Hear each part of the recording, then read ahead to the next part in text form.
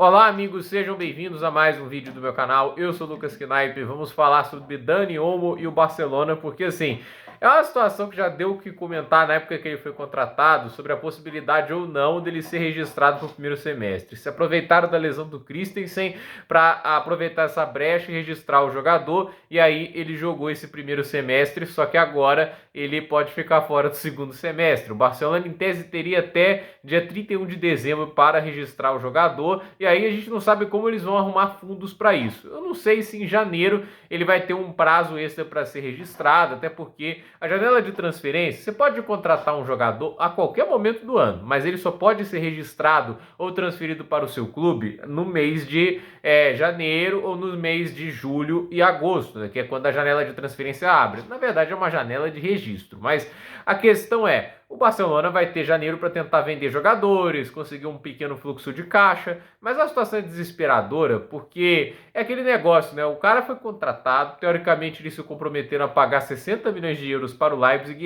e o Barcelona tem o risco de nem poder registrar o cara. Isso diz muito sobre a questão financeira do clube e como o Juan Laporta falha miseravelmente em tentar devolver o equilíbrio fiscal, porque até agora isso não se vê. Você obviamente vai ter conquistas feitas pelo Barcelona, com uma redução da folha salarial, que ela existe, ainda é muito grande, né? Mas ainda assim houve uma redução de folha salarial, né? Você tem uma reestruturação de elenco que é feita, algumas contratações que foram boas, mas a questão é, o Barcelona tentou viver nesse período do Juan Laporta uma maneira de, assim, de continuar investindo pesado, mesmo com as dificuldades financeiras, porque assim, a janela que tem lá o Lewandowski, o Condé, o Rafinha, ela existe graças a uma manobra fiscal estúpida que o Laporta fez, que é um dos motivos para estar complicando tanto a vida do clube agora, que são as alavancas. As alavancas é a venda de ativos futuros. Teve gente que achou que isso era uma manobra de gênio do cara. Não é, ainda mais para as regras de fair play financeiro da Espanha. Talvez na Inglaterra ou na França, esse tipo de atitude que ele tomou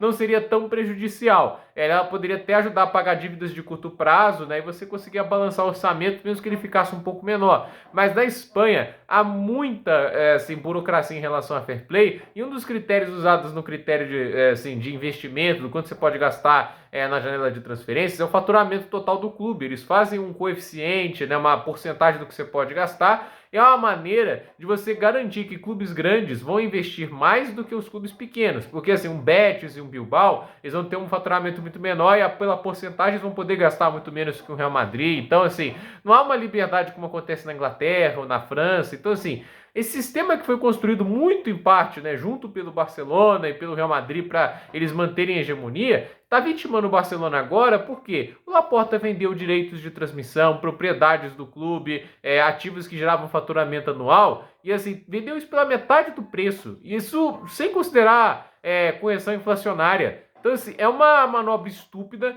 O cara vendeu ativos avaliados em mais de 1 bilhão de euros por um pouco mais de 500 milhões, conseguiu financiar uma janela de transferências caríssima, e é isso, né? E aí continua tentando gastar dinheiro que não tem. O Vitor Roque é um dos motivos para o Dani Olmo não estar sendo contratado, porque não havia necessidade deles gastarem 40 milhões de euros no Vitor Roque. Mas é que é aquele negócio, o Real Madrid contratou o Endrick, eu tenho que contratar um jovem também, tipo, sendo que o motivo do Real Madrid atrás do Endrick é o fato da base do Real Madrid ela ser fraca, né? Tipo, para um time da tamanho do Real Madrid, a categoria de base do Real Madrid é muito fraca, tanto é que o time é todo montado de gente que eles contratam de fora. Então, assim, ninguém é da base do Real Madrid ali. Pelo menos não conheço ninguém que veio da base. No máximo, o Nacho Fernandes, mas os talentos maiores tudo vieram de fora.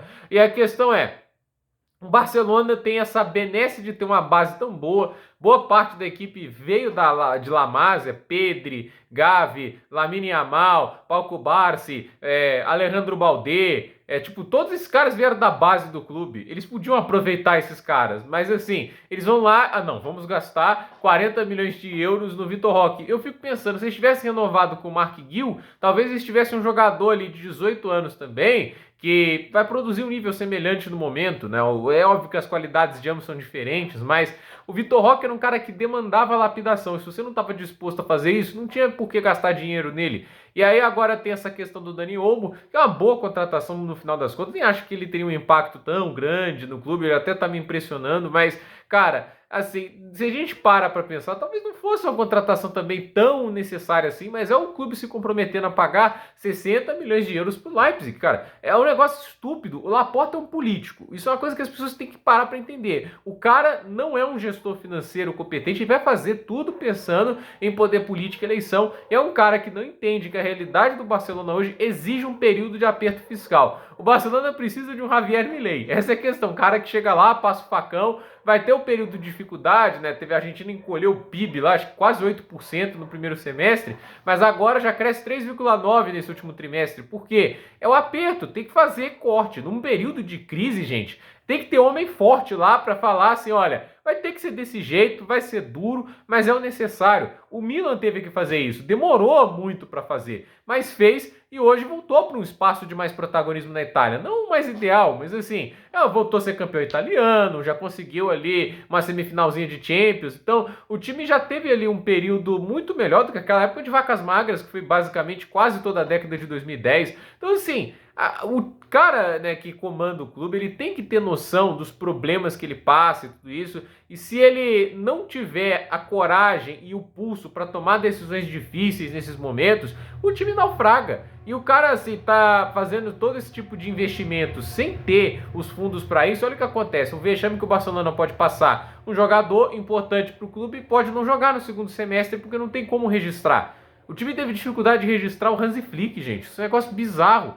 Mas é o que o Barcelona passa no momento, né? Talvez no ano que vem, né? Você conseguindo vender o Frenkie de Jong, esse tipo de coisa que parece missão impossível. Eles não conseguem vender o cara, né? Já tentaram, mas não conseguiu. Ele também se recusou a sair, mas também quem quer perder uma mamata dessa, né? Mais de 40 milhões de euros por ano em salário, né?